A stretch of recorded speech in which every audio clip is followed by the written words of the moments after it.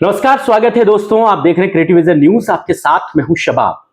उत्तर प्रदेश में मुख्यमंत्री योगी आदित्यनाथ का एक बयान फिर से चर्चाओं का केंद्र बन रहा है। एक निजी चैनल में एक कॉन्क्लेव में इंटरव्यू के दौरान उनसे जब 27 के चुनावों के बारे में पूछा गया तो उन्होंने कहा कि 27 का चुनाव 80 बनाम 20 का होने जा रहा है, यानी कि बीजेपी अपने एजेंडे पर एक बार फिर वापस लौट रही है। पहले आपको मुख्यमंत्री का वो बयान सुनवाते हैं, उसके बाद इस पर हम चर्चा करेंगे। 2027 80-20 की लड़ाई है। तो आपने सुन लिया मुख्यमंत्री के उस बयान को कि किस तरह वो 80 बनाम 20 की बात कह रहे हैं। हालांकि बाद में उन्होंने इसको दूसरे शब्दों में भी पिरोने की कोशिश की है। इस पर हम चर्चा करेंगे। हमारे साथ फखरुल हसन चांद है, समाजवादी पार्टी के वरिष्ठ नेता। फखरुल भाई, मुख्यमंत्री का बयान 80 बनाम 20 एक बार फिर से उसी एजेंडे पर जाता दिख रहा है, कैसे देखते हैं इसको? देखिए, ये तो भारतीय जनता पार्टी की नीति है। 80 बनाम 20 की वो बात करते हैं, लेकिन असल में वो पीडीए के खिलाफ, अल्पसंख्यकों के खिलाफ तो जो फैसले हो रहे हैं भारतीय जनता पार्टी की सरकार में या उनके खिलाफ जो काम हो रहा है वो पूरा देश दुनिया देख रही है। लेकिन जो पिछड़ों के साथ हो रहा है, उत्तर प्रदेश में शिक्षक भर्ती होती है, पिछड़ों को आरक्षण नहीं मिलता, उनका आरक्षण का हक खा लिया जाता है। EWS के नाम पे पिछड़ों के साथ, दलितों के साथ क्या हो रहा है, उनके अधिकारों के साथ, उनके आरक्षण के साथ क्या हो रहा है, वो सब जानते हैं। उत्तर प्रदेश में एक दलित जब वो घोड़ी पे सवार होकर बारात में जा रहा होता है तो उसके साथ क्या होता है, वो कौन लोग होते हैं, ये सब देख रहे हैं। तो ये लड़ाई जो मुख्यमंत्री जी कहते हैं 80 और 20 की है, असल में वो लड़ाई 85 और 15 की है। वो 85 और 15 की लड़ाई से ध्यान हटा के 80 और 20 की करना चाहते हैं। लेकिन जो उनके कार्यक्रम है, जो उनकी नीतियां हैं, भाजपा की जो सोच है, वो पीडीए के खिलाफ है, वो 85% लोगों के खिलाफ है। तो 85% वाले जवाब देंगे, उनका 80-20 चलने वाला नहीं है, 85-15 की लड़ाई। अच्छा, 80 और 20 में हालांकि मुख्यमंत्री ने बाद में उसको रेक्टिफाई किया। उन्होंने कहा कि ये चुनाव के परिणाम मैं बता रहा हूं कि 27 में 80% सीटें भाजपा जीतेगी और 20% सीटें जो हैं वो दूसरे लोग जीतेंगे। उन्होंने इस बात को, अपनी बात को इस तरीके से रेक्टिफाई किया। आप अपनी 85 और 15 की बात को कैसे कहते हैं और क्या ये, इसका मतलब क्या है, हमारे दर्शक समझना चाहिए? मैं भी उसी बात को उसी तरीके कह देता हूँ। 85% सीटें समाजवादी पार्टी की जीतेगी, 15% भाजपा जीतेगी। तो देखिए, सब समझ रहे हैं, सब जानते हैं कि मुख्यमंत्री जी क्या कह रहे हैं। क्या कह रहे हैं मुख्यमंत्री जी? जो बात कह रहे हैं वो 80-20 की कह रहे हैं। कौन 20 लोग हैं, कौन 20% हैं, ये सब जानते हैं। किस 20% के खिलाफ भारतीय जनता पार्टी, ये सब जानते हैं। लेकिन समाजवादी पार्टी समझती भारतीय जनता पार्टी उस 20% के साथ नहीं है। उस 20 को और लोगों के साथ जोड़ लीजिए तो वो 85 हो जाता है। भाजपा 85% लोगों के खिलाफ है। वो 85% लोग आज परेशान हैं और भाजपा कहती है कि 20 और 80 की लड़ाई, मैं कहता हूं 85 और 15 की लड़ाई। और वो 15 में भी वो लोग शामिल हैं जो लोग भारतीय जनता पार्टी की नीतियों से दुखी हैं। जो 15% में भी आते हैं वो भी समाजवादी पार्टी की तरफ है। तो ये लड़ाई तो कहीं ना कहीं 85 से बढ़ के भी है। और जब हम ये कहते हैं, मुख्यमंत्री जी कहते हैं कि 80 और 20 प्रतिशत सीटें जीतेंगे, तो हम तो ये कहते हैं कि 85% नहीं है, 85% से ज्यादा सीटें जीतेंगे। क्योंकि 15% में भी वो लोग हैं जिनको भाजपा सता रही है। वो जो सताए हुए लोग हैं, जिनके साथ अत्याचार हो रहा है, जिनके साथ अन्याय हो रहा है, और उन 15% लोग में भी जो समाजवादी विचारधारा के लोग हैं। समाजवादी पार्टी ने जब अपना पीडीए का नारा दिया, 85-15 का नारा दिया, तो उस नारे को साकार करने के लिए घोसी उपचुनाव में अगर किसी को उतारा था तो वो मुख्यमंत्री जी जिन 15% को लोगों को कहते हैं, उन 15% लोग जो समाजवादी विचारधारा के, उनको उतारा था। और वो 15% ने भी मिलके 85% की लड़ाई लड़ी थी। तो इसलिए ये जो लड़ाई है बड़ी महत्वपूर्ण है।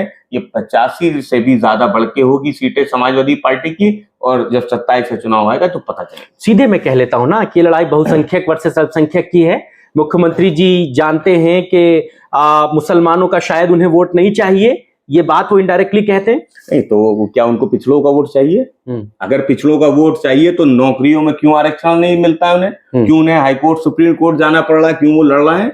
अगर उनको 80 और 20 की लड़ाई है तो ये वो कौन लोग हैं जिनके साथ वो नाइंसाफी कर रहे हैं? और अगर ये लड़ाई 80 और 20 की है तो वो कौन लोग हैं जो अपनी शादी में जाते हैं, घोड़े पर सवार होते हैं, उनके साथ क्या व्यवहार होता है, किसी से छुपा हुआ क्या?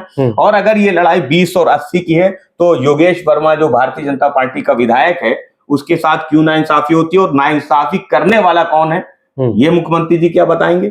तो सवाल ये, लड़ाई 85-15 से भी ज्यादा बड़ी लड़ाई है। नहीं, उनको मुसलमानों का वोट नहीं चाहिए, सीधी बात वो कहते हैं।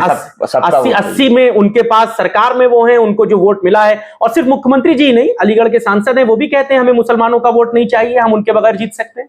नहीं, ये बात भाजपा कह सकती है, लेकिन समाजवादी पार्टी जो कहती है हमें सबका वोट चाहिए, क्योंकि सारे जहां से अच्छा हिंदुस्तान हमारा, यहाँ पे सभी तरह के फूल हैं और हमें सारे वो फूल चाहिए जो इस गुलशन को और खूबसूरत बनाते हैं। तो मतलब क्या मुसलमानों के मुख्यमंत्री नहीं है फिर? जब उन्हें वोट नहीं चाहिए, जब उन्हें सीधी बात वो कहते हैं कि 20 और 80 की लड़ाई का मतलब यही कि हमें मुसलमान का वोट नहीं चाहिए, हमें मुसलमानों की हिस्सेदारी नहीं चाहिए, इसीलिए वो किसी टिकट बंटवारे में मुसलमान को जो है टिकट नहीं देते हैं, लोकसभा में नहीं देते हैं, विधानसभा में नहीं देते हैं। तो बीजेपी का एजेंडा तो क्लियर है ना? नहीं, उनका एजेंडा भी क्लियर है, और संविधानिक पद पे रहते हुए सदन में जब वो ये कहते हैं कि हमारे धर्म स्थल हमें वापस कर दिए जाए, तो वो ना कहते हुए भी बहुत कुछ कहते हैं, और कहीं ना कहीं वो एक पक्ष की तरफ खड़े नजर आते हैं जो कि संविधान के अनुसार, कानून के अनुसार गलत है। क्योंकि आपने मुख्यमंत्री पद की शपथ ली है, आप उत्तर प्रदेश के मुख्यमंत्री हैं, आप किसी एक व्यक्ति के या एक विचारधारा के या एक दल के मुख्यमंत्री नहीं है। तो वो तो सदन में कही गई बात है, लेकिन मैं फिर इस बात को कहता हूँ, माननीय मुख्यमंत्री जी हैं, उनके शासनकाल में शिक्षक भर्ती हुई, उसमें क्या हुआ? तो ये कह देना कि उन्हें मुसलमानों को वोट नहीं चाहिए, तो उन्हें पिछड़ों का भी नहीं चाहिए, उन्हें दलितों का भी नहीं चाहिए, उन्हें किसानों का भी नहीं चाहिए जो किसान अपनी फसल बचाने के लिए खड़ा हुआ है, उन्हें वो नौजवान भी पसंद नहीं है जो कहते हैं मुझे रोजगार चाहिए। उनको हर उस व्यक्ति से उनकी लड़ाई है जो उनकी विचारधारा के खिलाफ है। वो तो कहते हैं रोजगार के लिए कुंभ में जाके देखिए, एक नाविक ने करोड़ों रुपए कमा लिए, लोगों ने वहां बाइकें खरीद के कारोबार किया, लोगों की सवारी बनकर वो यहां से वहां तक गंतव्य तक पहुंचाया, उनको रोजगार मिला। नौजवान जो वहां पढ़ाई लिखाई के लिए गया है उसको ये कह देना कि वो नौजवान अपनी बाइक का खर्चा निकाल रहा था, समाजवादी पार्टी समझती है ये उन बेरोजगार नौजवानों के साथ छल है जो आपसे रोजगार मांगते हैं। क्या ये रोजगार है? क्या गाड़ी में किसी ने किसी अवसर पे किसी को छोड़ दिया, उससे कुछ पैसे मिल गए, तो क्या ये रोजगार है? नहीं, जैसे पकौड़ा तलना रोजगार है वैसे ये भी रोजगार है। वो तो नाली से गैस निकाल के चाय बनाना भी रोजगार है फिर। तो वो तो देखिए उन बातों से भारतीय जनता पार्टी की असली तस्वीर सामने आती है कि वो रोजगार की क्या सोचते हैं। रोजगार और जीविका में बड़ा फर्क होता है। एक ये कि मैं रोज कुआं खोदूं, रोज पानी पीऊं, जीविका की मैं जिंदा रहने के लिए कोई प्रयास कर रहा हूं, और उत्तर प्रदेश में नौजवान जिंदा रहने का प्रयास कर रहा है, किसान वो जिंदा रहने का प्रयास कर रहा है। और वो नौकरी किसके पास है, रोजगार किसके पास है? आज तो लोग जीविका चलाना चाहते हैं कि किसी तरीके से संघर्ष करके इस जिंदगी को चलाया जाए, परिवार को चलाया जाए। तो वो संघर्ष जारी है, और उत्तर प्रदेश की जनता परिवर्तन चाहती है, हिंदू मुसलमान की लड़ाई में नहीं पड़ना चाहती। सारा फोकस हिंदू मुसलमान की लड़ाई में, क्योंकि उत्तर प्रदेश में लोकसभा चुनाव में भाजपा उत्तर प्रदेश में हारी है, बड़ी हार हारी है, और जिन सीटों को भाजपा जीती भी है उन सीटों का मार्जिन क्या है जीत का वो भी सबको पता है। भाजपा जानती है कि 27 में वो साफ होने जा रहे हैं, इसलिए साफ ना हो जाए इसलिए हिंदू मुसलमान की बात हो रही है, 80 और 20 की बात कर रहे हैं। आपको लगता है कि चुनावों से पहले कोई बड़ा राजनीतिक घटनाक्रम हिंदू मुसलमान के नाम पे, कोई बड़ा दंगा, ऐसे भी कुछ संभावना आपको दिखती है ये लोग करा बैठेंगे? देश का हिंदू मुसलमान लड़ने वाला नहीं है। लड़ तो रहा है, नागपुर में देखिए क्या हो रहा है, संभल में देखिए क्या हो रहा है। ना संभल में जो घटना हुई वो भी हिंदू मुसलमान नहीं थी, वो भी आपने देखा किसका फेलियर था, प्रशासनिक फेलियर था वहां। और आपने महाराष्ट्र की बात ली तो महाराष्ट्र में भी भाजपा की सरकार है, वहां भी प्रशासनिक फेलियर था, वहां भी बयान किन नेताओं के थे, कौन लोग उकसा रहे थे, वो सब जानते हैं। और जनता बहुत समझदार है, ना महाराष्ट्र में हिंदू मुसलमान लड़ रहा है, ना उत्तर प्रदेश में हिंदू मुसलमान लड़ रहा है। कुछ लोग लड़वाना चाहते हैं जो सफल नहीं होंगे, क्योंकि होली को लेके बड़ा बवाल था, बड़े बयान थे, लेकिन होली सबने मिल के मनाई, हमने आपने भी रंग खेला। तो ये देश रंगों का भी त्योहार का देश है, गुजियों का भी देश है, मिठाई का भी देश है, सिमई का भी देश है। ये देश बटने वाला नहीं है, ये देश इसी तरीके चलेगा। लेकिन जब संभल का जिक्र हम लोग करते हैं और हाल फिलहाल के दिनों में जो चीजें वहां पर दिखी हैं कि अगर रंगाई का आदेश भी मिल रहा है कोर्ट से, तो कोई कह रहा है कि सफेद क्यों कराओ, उस पे भगवा कराओ, मस्जिद पे कलर। सीओ अनुज चौधरी के बयान आते हैं जिस तरीके से कि जुमा तो साल में इतनी बार आता है, होली तो एक बार। ये सारी चीजें आपको लगता है कि इसकी पटकथा कहीं और पीछे लिखी जाती है? कोई मनबड़ इन लोगों को सपोर्ट करते हैं दिमागी तौर से, मानसिक तौर से? नहीं, देखिए, ये तो भाजपा की बनाई हुई पिच होती है, जिस पे देखना होता है कि उनको कौन खेले या कहां से रिएक्शन आता है उसका। तो भाजपा चाहती है कि उनके तरफ से बयान आए और उन बयानों का जवाब दिया जाए। तो समाजवादी पार्टी समझती है हमें उन बयानों पे नहीं पड़ना है। संभल में जो कुछ भी हुआ और जब दंगा हुआ वो बेहद अफसोसजनक था। कैसे हुआ, क्यों हुआ, हम उन मुद्दों पे अब नहीं जाना चाहते।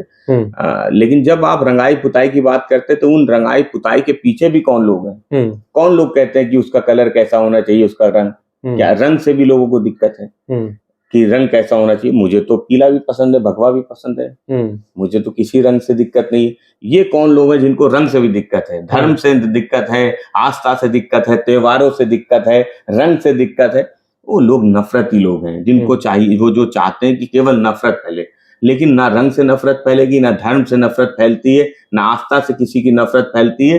केवल धर्म से प्यार और मोहब्बत फैलता है, रंग से केवल खुशियां मिलती हैं। मगर जो लोग नफरत फैलाना चाह रहे हैं, जो बयानबाजी कर रहे हैं, उसका असर भी दिखता है। उत्तराखंड में आज एक वीडियो वायरल हो रहा है, एक दाढ़ी टोपी वाला आदमी बल्ब बेच रहा है, तो एक आदमी उसके पास जाता है और कहता है कि तुम्हारा नाम क्या है, अपना आधार कार्ड दिखाओ, तुम कैसे यहाँ से कारोबार कर रहे हो। केदारनाथ के विधायक कहती हैं कि जो है मुसलमानों को यहाँ कोई कारोबार नहीं करने देना है। मथुरा से जो है वहां के लोग कहते हैं कि मुसलमानों को यहाँ कोई कारोबार नहीं करने देना है। वो जो बोला कहीं और जा रहा है, उसका असर भी तो दिख रहा है ना कहीं ना कहीं। 2 दिन पहले लखनऊ में अवतार पार्टी थी और मैं धन्यवाद देना चाहता हूँ सभी धर्म गुरुओं को, जो सारे धर्म गुरु, चाहे हिंदू थे, मुसलमान थे, सिख थे, ईसाई थे, सभी धर्म गुरु आए, सभी धर्मों के मानने वाले उस रोजा अवतार में आए। वो आम लोग थे, वो राजनीतिक लोग नहीं थे। एक मुस्लिम से बल्ब कितने का बेच रहे हो या बल्ब अपना आधार दिखाओ, वो पूछने वाला वो भाजपा ही होगा। मैं बहुत जिम्मेदारी के साथ कह रहा हूँ। वो आम हिंदू नहीं हो सकता, क्योंकि आम हिंदू जो सनातन धर्म को मानता है, जो अपने धर्म को जानता है, वो केवल मोहब्बत बता सकता है, वो मोहब्बत दे सकता है।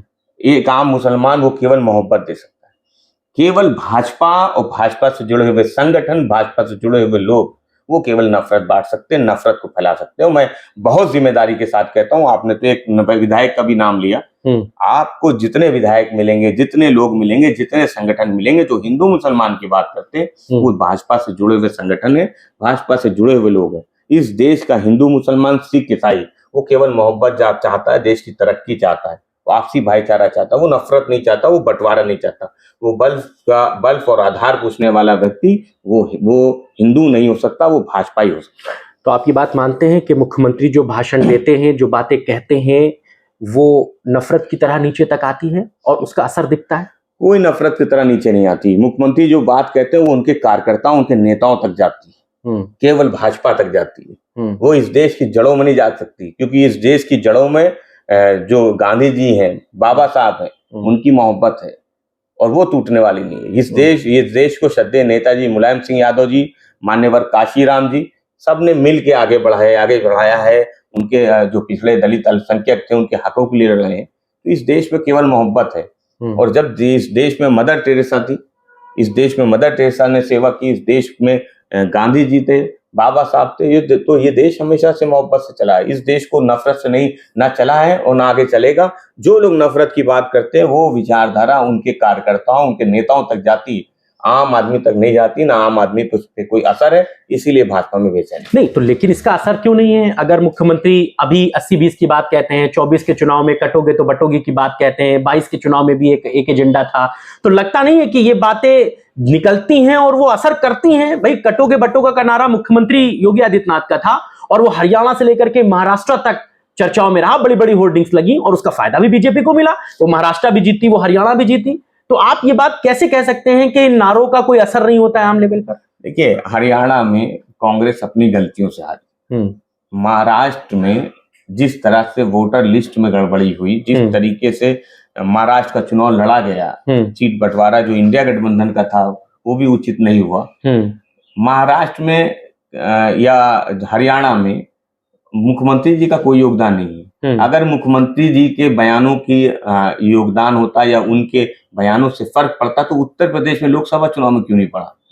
यहाँ भाजपा क्यों हार जाती है? यहाँ समाजवादी पार्टी इंडिया गठबंधन भाजपा को बुरी तरीके से हराती है। क्यों हराती है? अगर उत्तर प्रदेश के बाहर उनके नारों का इतना असर है तो क्यों उत्तर प्रदेश में आप हार रहे हो? क्यों आपको उत्तर प्रदेश में एडवांस बूथ कैप्चरिंग करनी पड़ रही है, एडवांस तरीके से लड़ना पड़ रहा, क्यों पुलिस प्रशासन को आगे करना पड़ रहा अगर आपके नारों में इतना दम? इसलिए समाजवादी पार्टी इस बात को स्वीकार करने को कतई तैयार नहीं है कि मुख्यमंत्री जी के बयान वो आम नागरिकों तक या आम जनता तक जाते हैं। वो बयान केवल भाजपा के नेताओं और भाजपा के कार्यकर्ताओं तक जाते हैं जो केवल नफरत फैलाने का काम कर रहे हैं। चलिए, बहुत शुक्रिया बातचीत करने के लिए। फखरुल भाई हमारे साथ थे और वो साफ तौर से कहते हैं कि मुख्यमंत्री चाहे 80-20 की बात करें, चाहे कटोगे तो बटोगे की बात करें, ये सारी बातें जो है वो भाजपा कार्यकर्ताओं तक ही सीमित रहती है। आम लोग इसका बहुत ज्यादा लोड नहीं लेते। हालांकि 27 के चुनाव में समाजवादी पार्टी कैसे इन बयानों से, कैसे बीजेपी की रणनीति से चुनावी लड़ाई लड़ती है, इस पर सबकी निगाहें रहेंगी। लेकिन समाजवादी पार्टी पूरी तैयारी के साथ चुनाव में है। वो कहते हैं कि अगर मुख्यमंत्री 80-20 की बात कहते हैं तो हम 100% की बात कहते हैं। सारे लोग समाजवादी पार्टी के साथ हैं, उसकी विचारधारा के साथ हैं। आज की चर्चा में बस इतना ही। आपको हमारी चर्चा कैसी लगी हमें जरूर बताइएगा। आप हमें कमेंट भी कर सकते हैं। फिलहाल इतना ही। नमस्कार।